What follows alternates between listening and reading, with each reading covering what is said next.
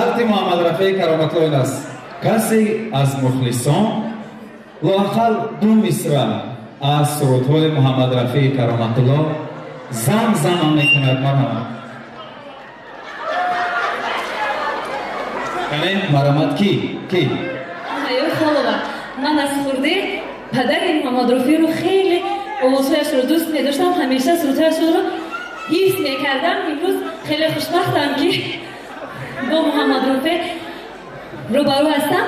جانی من قربانیت خندیدن و نازیدنت، لب به لب بیهادن و از شور دل لرزیدنت.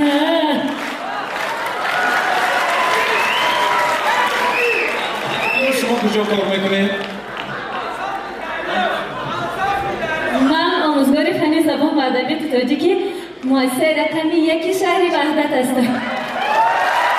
یک باید این محمد رفیع کرامت‌الله رو بخونم. سبد گلگلی ناز در پسی در بازار، عشقی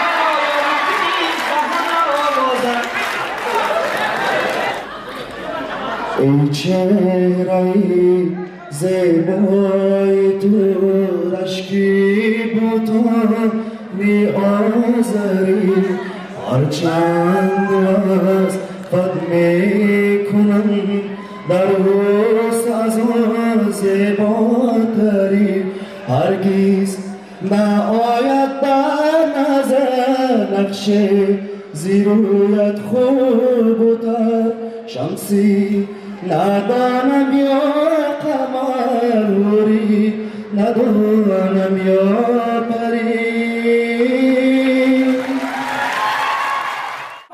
خب صاحب جایزه محمد رفیع شوم، خانه شوم.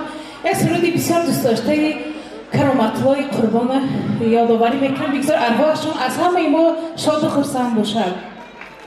سبزک لبی جو یارکی نغزک لبی جو، تا دل نشود سی برگه های لبی جو، سبزک لبی جو لبی جو، تا دل نشود سی برگه های لبی جو، این یاری مرا بگو تا دل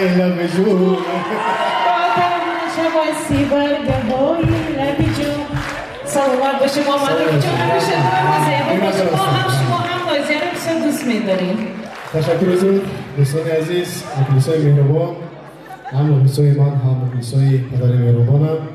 اصلا من برای مخلصای خودم و مخلصای پدر بزرگوارم اگر که در کار شود جانم دریغ نمی‌کنم. برای بختیار قرصک میزنیم، از قرصک‌ها میفهمیم که کی سزاوار. برای مهیا یک قرصک دیگر میزنیم. برای این خانم زیبایی که سرودی شد. برای سبد قرصک. خیلی من میخواهم که هم برای اون کسی که سرود جانی من رو سرودن، هم برای کسی که سرود سبزک لبی جو. نمیدونم حیران. خیلی بگذار من اینجا 2 تحفه دارم. یکی با یکی دیگر. یکیش باید مرحبا اگر که شما مرحبا بالای اطلس پوش از شهر وحدت که خرانبار سروده خواندم. چقدر بهونه است؟ و برای